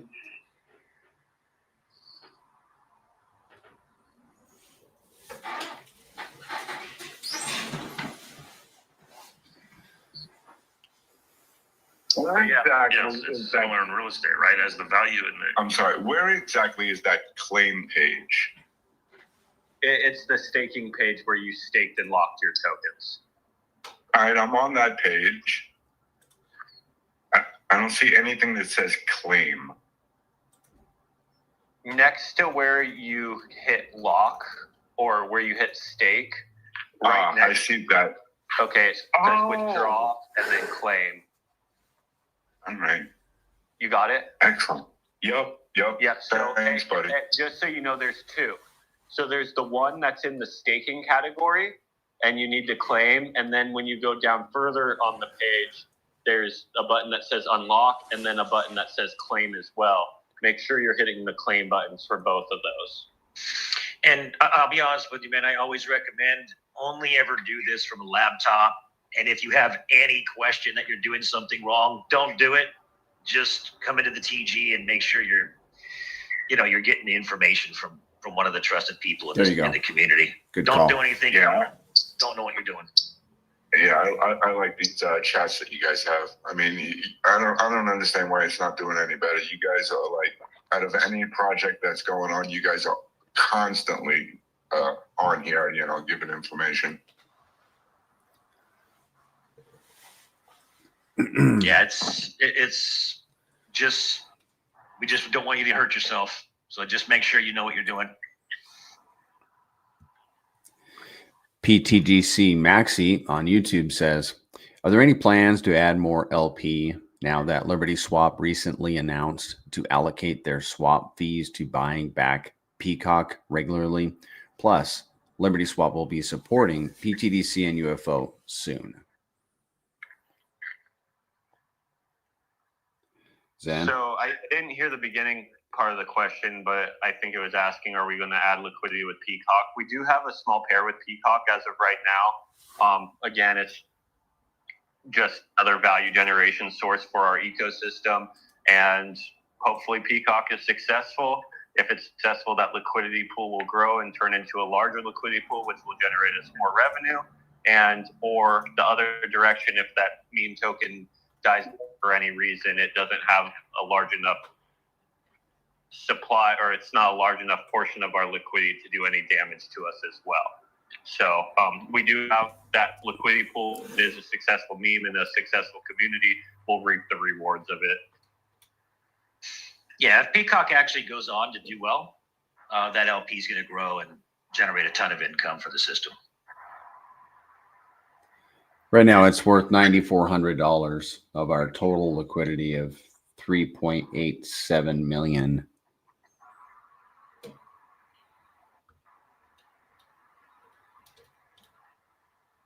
Correct. Shaka, did you want to finish something real quick on what you're saying?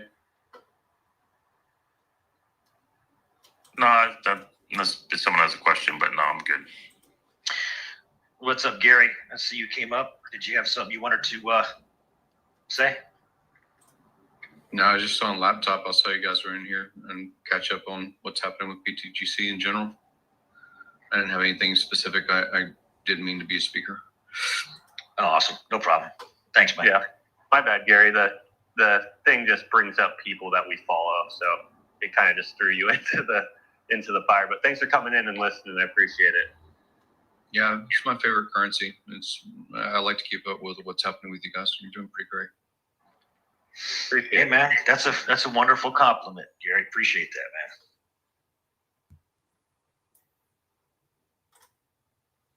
man. Gary's favorite currency. Gotta love it. Did you have anything else on YouTube, Banana? Any questions or comments we need to run through? No, there's nothing on YouTube. Just chat. People, it's a quiet day. Even though we're a little bit green on Pulse Chain today, it's still quiet. We're probably weary of a little bit of green and then more red, a little green, more red. I think everybody's just tired. But a lot more green will change that. And then we're going to have a spaces where we'll have 150 people in here or more. Again, because the last time we had some significant uptrending, we had our most attended spaces on record with over 150. That was pretty exciting. It'll happen again. Yeah, I think definitely we need to just look at the bridge again. The bridge is a very, very much a good indicator of where PLS's price is going. If value is leaving the bridge, PLS's price is going down. Value leaving the bridge is also users leaving within that bridge. So naturally, the community within these spaces will decrease. But for me and for you, Banana, like this is the time when we grind and when we onboard and when we educate. So then when new users do start flowing into that bridge, over the bridge again, we are ready and educated and, here to support them and show them great assets. But then also when PLS starts rising, this, obviously helps our system as well. Even if that value isn't directly flowing into PTGC and UFO, if it's flowing into pretty much any RH ticker and then a lot of the other speculative plays on chain, this is going to increase the value of PTGC. And just like you're saying, green days, red days, green days, red days, out of a 4-year cycle, the majority of days are just up and down, up and down, up and down. There's a very short amount of time in the cycle to where it's just green up only. But we're one of the only systems that get to benefit off of the up and downs. Most assets, most tokens, it goes up one day and down the next. Every user is in the exact same spot as the day before. The currency didn't get any stronger. The token didn't get any stronger. The holders didn't get anything more. But every time we're going up and then back down with the market, with ourselves, whatever it may be, we're getting stronger every single day off of that. Some days more than others. The higher volume days, we generate more buy and burns, more DAO funds, more APY for holders. But even on the slow days, it's still a step in the right direction. Some days we get 10 steps in, and some days we only get 1 step in. But constantly working in the right direction for the however long Pulse Chain exists. Pulse Chain is pretty much a fork of Ethereum. Vitalik thinks Ethereum is going to outlive him.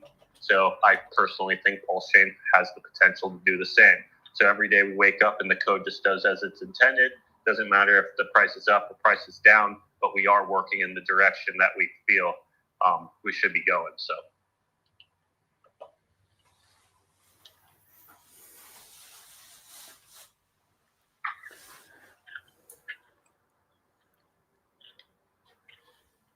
Yeah, I think if you weren't here for the beginning of the space, there's a very good section of this space attributed to APY and future speculation on the system that serious people should probably go back and listen to. So just to plug that for anybody who didn't get in here early, go back and listen to the recording because there's some really good information in there.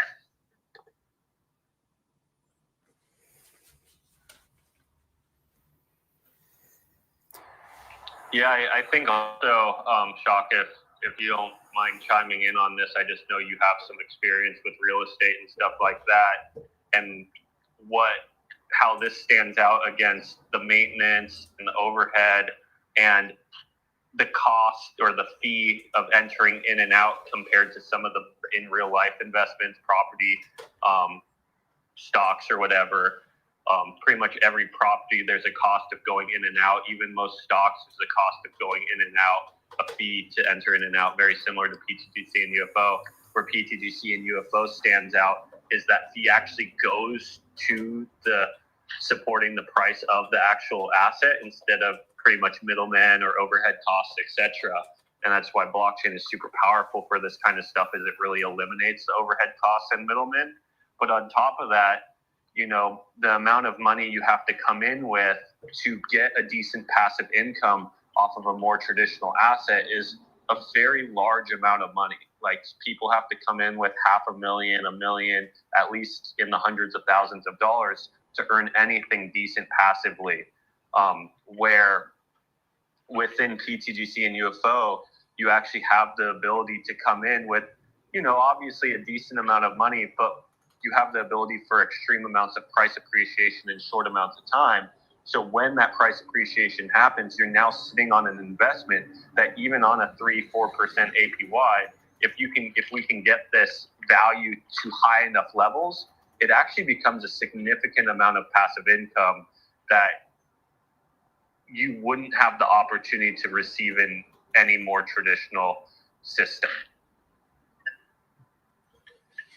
Well, yeah, you covered it all right there. There's a ton of fees associated with it that are much higher than the PTGC. The bigger question is, why do people want to go to real estate? And a lot of the younger people want to go to real estate because that's what they're seeing on social media and these talking heads and so forth. And they think, you know, it's so easy. You buy the building and you just collect the rents. And I'm here to tell you it's much harder than that. And there's plenty of months where there's no rent at all, or there's reduced rent, or there's issues. And the costs are always there. You know, even if you go take your exit bag and you buy the piece of property cash, you still have property taxes on that forever. You still got a roof to put on it. You still got heating, cooling units that go out. There's all those things that go with it. And it's because, and people do it because they want the yield, right? And when you're lucky, you can get maybe 10% yield on your return. And that's when you're lucky. I would say, you know, 8% or so is probably the more accurate number of how real estate is now, because the prices have gone up substantially and the rents haven't followed the same ratio, the same curve. So, you know, with PTGC, you're essentially could be looking at it the same way. I'm going to buy a product that's going to pay me yield.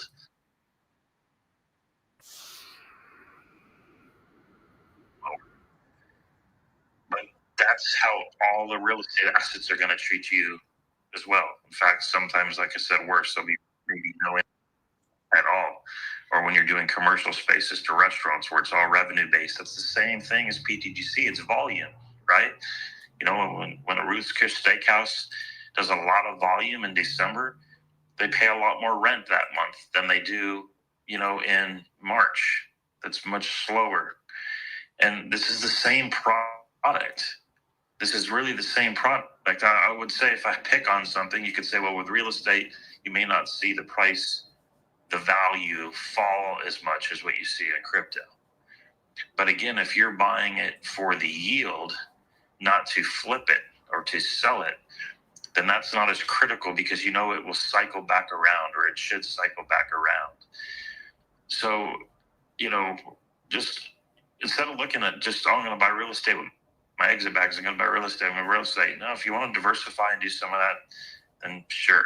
But this is a product you should really consider, because it's doing the same thing. It's paying you yield. Even with no human interaction, there's still some volume from all the AMM bots moving money around, and you're getting a rent check every month. But the key is you could only sell the rent. If you start selling part of your building to other investors, well, they start to get a portion of that monthly rent. It's the same When you sell some of your PTGC bags to other people, they're getting a portion of those rewards that you used to for those same tokens. So if you're looking for yield bearing, you want as much ownership of the building as possible. The less partners, the better.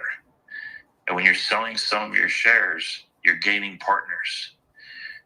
And if yield's your goal, don't get any partners. Own as much piece of that good piece of property as you can and just hold on to it and let that thing pay you. And yeah, some months, depending on your bag's time, it may be $400. Some month it'll be $4,000. But what did it pay you in rent in a year? And I can tell you my APY from PTGC, my APY from UFO does far better than any commercial or residential buildings APY that I've ever invested in. And that's even here at low volumes. Because like I said, go ahead, Mondo. Oh, no, you keep going. So, treat this product for what it was built for. In my opinion, this wasn't a meme. And I think B Roots had one of the best analogies. It's a meme with utility. And that's because it's got such a great mascot and memeability to it. But it's designed for a much different purpose. And I think there'll be more guys like myself get into PTGC even as the bull starts to fade because they want to park the money somewhere. You got to know where to park the money, where you can get the yield, where your money disintegrates, it evaporates. Inflation just chews it away year by year by year. And for everyone that's just looking at go get big into real estate after this, I just caution you to think with an open mind, put them side by side, and really weigh out what's the better investment. Then make your decision. So I think, okay, current valuations of real estate right now, I've been talking to B a lot about this too, and just other dynamics, even looking at metals and things like this. It just seems like everything is kind of in a bubble, right? It's kind of like the everything bubble again. Some things aren't, but everything's kind of on the higher end of things, right? So when you're looking at real estate, let's say you have $500,000. Okay, I'm going to go buy this single family house. I'm going to rent it out or whatever, or I'm going to live in it. How much economic energy does it take to push that $1 million house you just bought to $2 million? And versus if you put that same exact amount of economic energy into a financial product like this, how much quicker could that do a 2x for you? And the amount of maintenance, there's no maintenance, and the amount of yield. So do you think right now $1 million bag of PTGC versus buying $1 million property that maybe has the potential to 2x in what do you think $1 million property, just a hypothetical, what do you think $1 million property in terms of time frame it takes to double it? No. I mean, we've seen real estate double pretty quickly, right? 7 years. Okay, so Moon Kings, it took 7 years for Moon Kings to double. What do you've got, Shaka, on your list within your portfolio? How quickly have you seen a property for yourself double?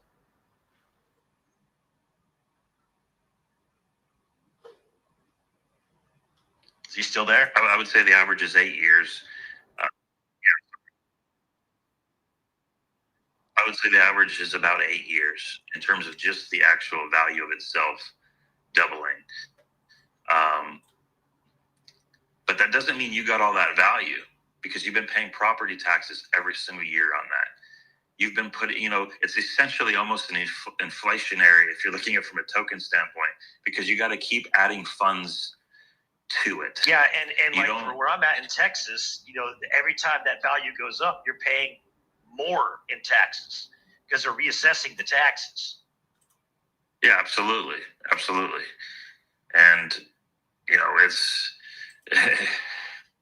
was so popular because there wasn't a lot of other options. It's obviously been a very, very good investment strategy and yield strategy for many, many years. And I'm not saying it It's not anymore.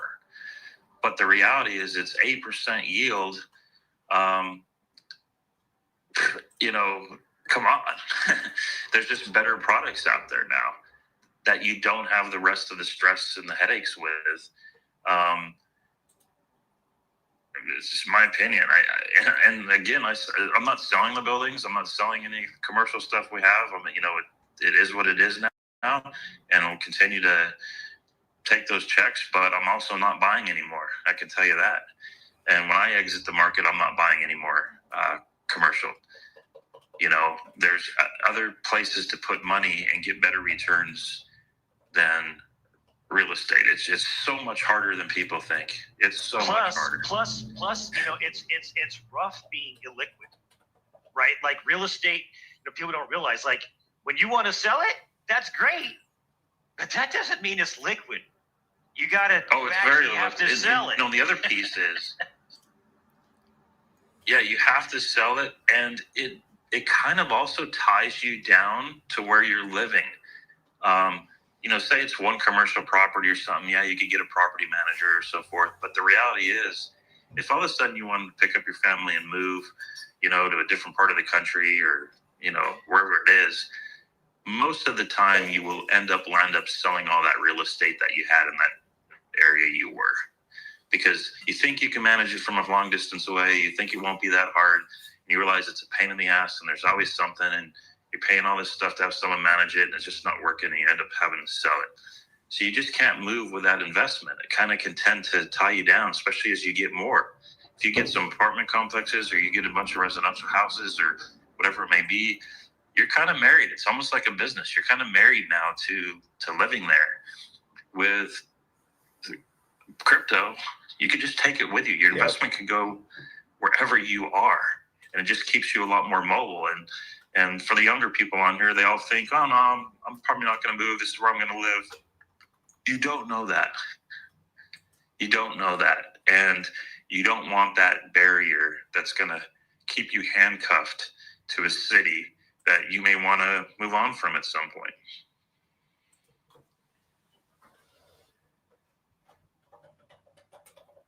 Yeah, all very good points.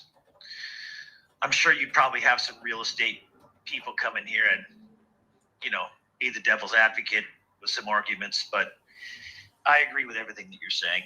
There's obviously, and it obviously depends on where people are at and what people's goals are and what they want, you know, and, you know, there's variations of what people are, where they're at in their life with stuff, but just in general. They're coming around. I mean, they're coming around, but take it from their standpoint and say they've never been around crypto, and they're looking at this, you know, and you're pitching it to them, and they come in and you're like, oh, here's who Richard Hart is, you know, and oh yeah, come talk to these guys named Nando and Shaka and Banana and Snowflake and, you know, these names Moon like that. King, baby. And then, on top of that, our number one influencer, he holds a wrestling belt up in the air and you know, and watch out for Ian, and he'll smack you around, the UFC fighter guy, right? Yeah. So it's not the easiest on board when you're talking to that, you know, to some professionals that are just not used to the space and understand it. But I think people are coming around, and obviously we need guys that are flamboyant and stuff to help get people over here. But we got to start focusing on how do we get a different type of people into crypto and into Pulse Chain as well. You know, it's part of what I've fallen in love with PTGC as the founder was Zen, is he's always so professional. You know, he's a guy I would have zero nerves at all about saying, hey, can you talk to this one developer friend of mine or whoever it may be? Like, he can handle himself well. He's consistent. He's on these spaces every single week. He's in the telegrams every single week. He speaks with knowledge and professionalism. He's not a, you know, I'm getting that, but that's what we need. Zen is very unique. He is a very unique man. I love Zen. You know, you never. It's always the same. It's always that beautiful stoicism. Just that you've never heard him mad. You've never heard him say a mean thing to anybody. He's just doing his job as a pro. That's it. You know, it's very rare in crypto. Yeah, and then that's who I want leading my investments. You know, people like that. I'll say right now that Zen is the best founder on Pulse Chain. He is. He's the best founder on Pulse. Yeah, no doubt. I didn't say anything. See, if I said that, I'd be like stoned to death. Stoned to death. Richard used to be the best founder on Pulse Chain, but now Zen took the cake for right now. What can I say? Hey, my gains are in PTGC. It's not in Pulse Chain. I'll tell you that much.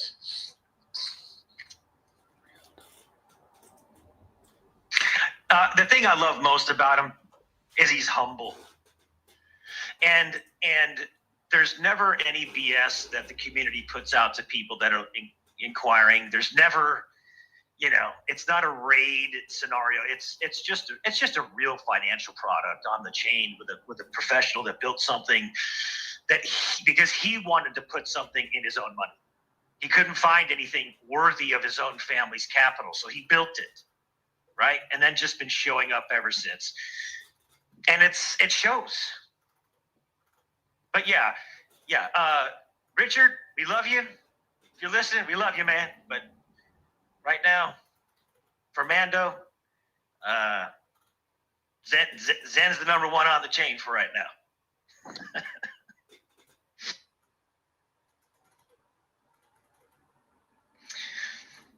Hey, freedom of speech. I sacrifice for freedom of speech, B. What can I say?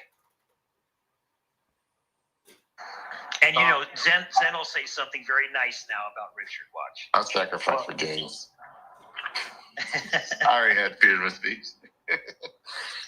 I kind of wrote a tweet about that a little bit this morning is what I was going to say is I was thinking about that last night and I'm kind of really leaning back in that is one thing I am just super thankful for with PTGC as far as its code and community is we are our own ship, and obviously we want the win to hit our sails, and the win being Pulse Chain, right? Like that's best case scenario. Let's let the win hit the sails and just bring us to the promised land. But the nice thing about PTGC is the community is so strong, we can row ourselves to the promised land if need be. And we've been doing that consistently for 2 years almost now. So obviously, we prefer the win to eventually come in our favor and push us to wherever we need to go with little effort needed. But what we've shown is we can get to where we need to go with strong effort by the community, and that's what we will continue to do until some win comes and starts to help us. And there's not a lot of products that are sustainable enough and strong enough and community strong enough to just keep paddling day in, day out to get to where you need to go. There's just not a lot of products in crypto to do that. That's literally less than 1% of products in crypto. I do believe PTGC and UFO, even in the worst environments, the community and the ship are strong enough to get to wherever we plan on needing it to go, even without the wind coming in our favor. Obviously, we prefer PLS to start increasing in price, but we've proven that it's not necessary to date. So I'm kind of just leaning back into that and just, hey, it's on us to get this thing to where we need to get it. And wherever that is for you, if that's 5 billion, 10 billion, 1 billion market caps, if it's this amount of volume, like Shaka was saying, like he doesn't even really care about the market caps. He wants to see volume increase because volume increasing is his yield increasing. That's more additional tokens in his wallet. Really, if price is lower, that's even more tokens in his wallet as long as prices get back up to the higher levels he's looking for. So, I just think we have a unique opportunity here with a great product. And like Mendo was saying, like I was looking for this product within crypto and couldn't find it. I think it's very unique. I think as far as storing value, it's better than pretty much everything that exists, even within crypto. It's deflationary, it's scarce, it's got liquidity, it's got community, it has the upside potential of thousands of X potentially with the success of Pulse Chain.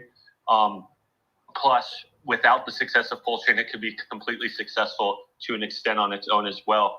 There's just not a lot of opportunities in the world that offer those kind of things, let alone crypto as well. And I do think we have what we need to go wherever we need to go with this product. Obviously, we all know we prefer some help from the blockchain, but we haven't got that yet to date. PLS is currently, I think, like half the price of what it was when PTGC launched. It's even lower than when UFO launched. So we've proven that we can do a lot of groundwork on our own. We can win this game on our own. We do not need someone to win it for us, but it is nice for the MVP to come in once in a while and shoot some baskets and show some people up too.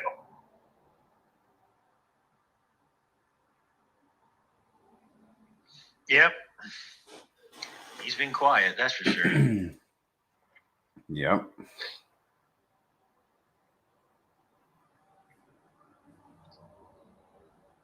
Well, does anybody else care to come up and talk?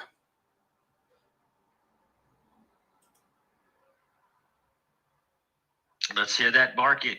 Let's hear that market sentiment, Pete.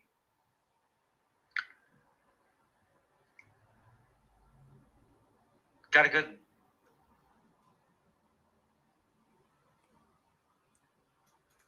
what? How many are online with you, Prairie? I have 150 eyeballs, but that includes the impressions on Twitter. Let me go to the video, actually. I'll be able to tell you. I'm guessing, I like to guess. I'm guessing 15. Let's see how close I am.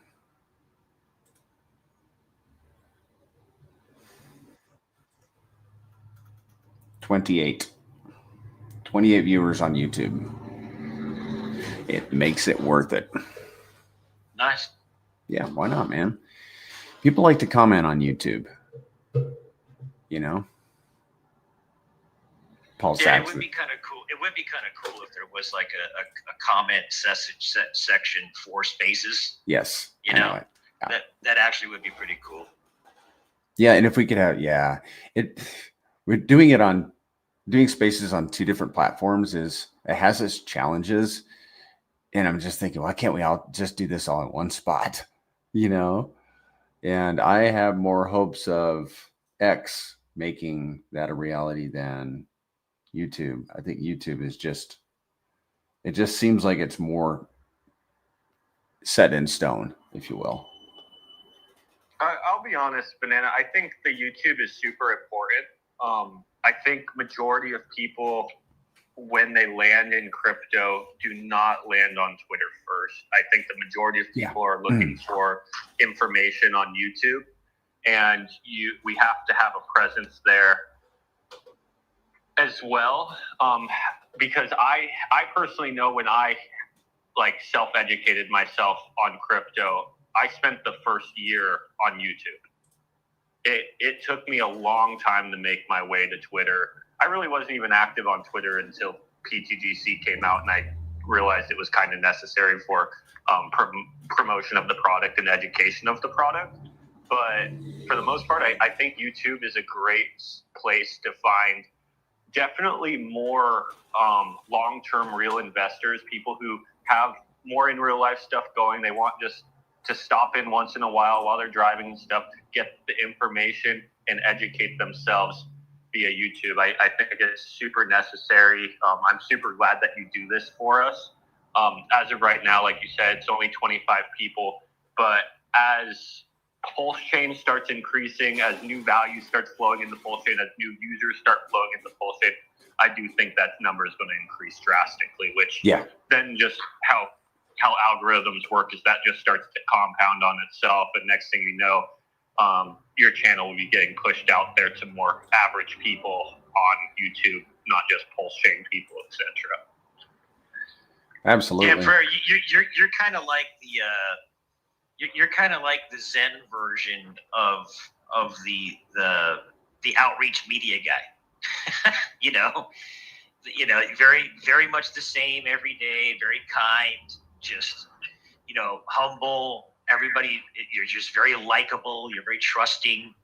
Trusted. You can tell that you just love what you do. Same way Zen loves what he does. You guys make a great team in that sense.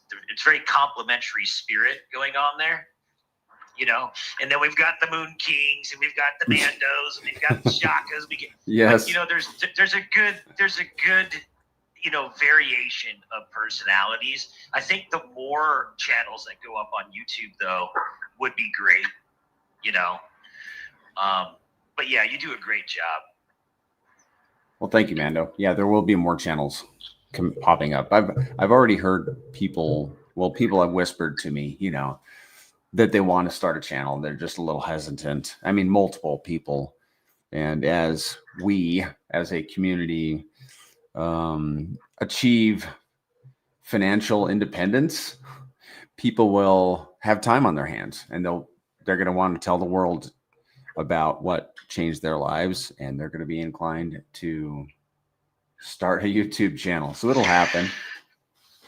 Well, I think that these things I think that people overthink them, because I think that there's a lot of people that have, they're very good at what they do. They can be very articulate. I think a lot of people think, I have to create this channel and I have to be a content creator. No, you can literally just create a channel, and just whenever you feel you've got some amazing alpha or something phenomenal to say, you upload that video, and it just is up there working 24/7. Yes. You don't have to do lives. You don't have to put your face up there. You just provide the information. And when it's credible, the community starts to use it, Yeah. Yep.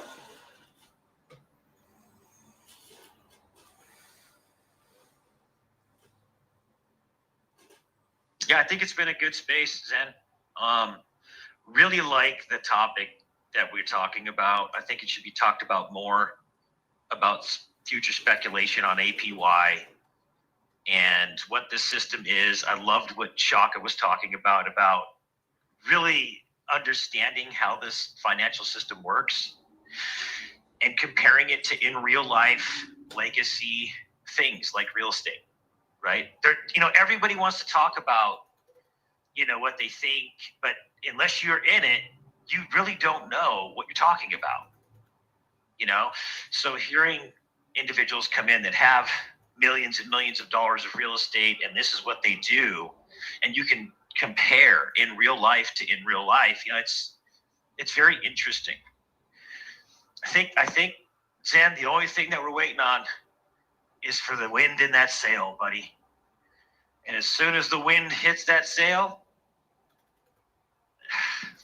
these spaces are going to be a whole lot bigger.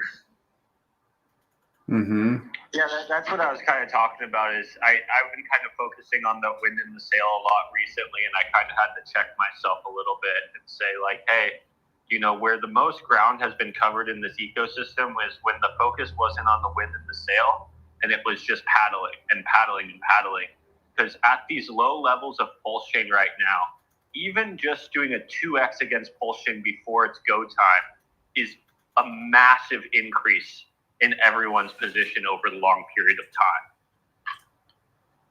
I think, though, that you have to define what it means to be paddling right now on pulse chain. For me, that means going out in real life and bringing in brand new users. It cannot mean trying to get users existent on pulse chain. I 100%. I think I was talking to Banana about that on maybe yesterday. Right now I think is one of the best opportunities to get external people in the pulse chain. It's almost alt season. all the waiting has been done. A massive marketing push is starting on Pulse Chain. And luckily, Pulse Chain prices are at almost all-time lows. And so is, not all-time lows, but PTGC is at that low range right now, where it has previously been a great spot to get people in. And I look at it like, if there was a time to onboard some in real life people, I think we're kind of sitting in it right now. And those in real life people are usually very, very strong long-term community members. Are they grinding on Twitter? No, not necessarily, but they usually end up being great holders. Yeah. And they also know in real life people that they're willing to tell after they have success in this industry. So by tapping into one in real life person, in a way, could actually tap into 5 more in real life people for the PTGC ecosystem. Especially when prices start to move up, because when people are successful in investments, they tend to like to tell people that they've been successful in a new endeavor. Absolutely. So I think that's a good spot to leave off. It's a domino effect or a spider web effect, whatever you want to call it. By getting someone in now, we have like 3,000 people who are stakers. We don't need all of those people telling a friend, but if 10% of us can tell a friend and get a friend in, that friend might have a few friends, and so on and so forth, which really,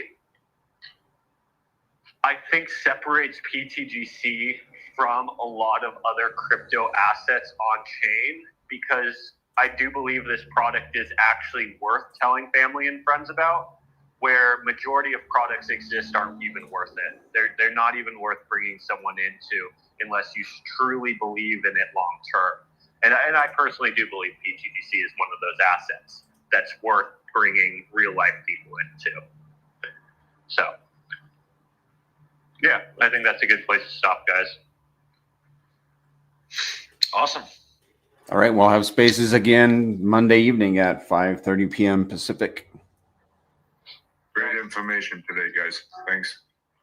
Hey, thanks for coming in with your questions, man. We appreciate that. You guys have a good day. See you guys. Enjoy the weekend, You too, guys. Mando. See you then.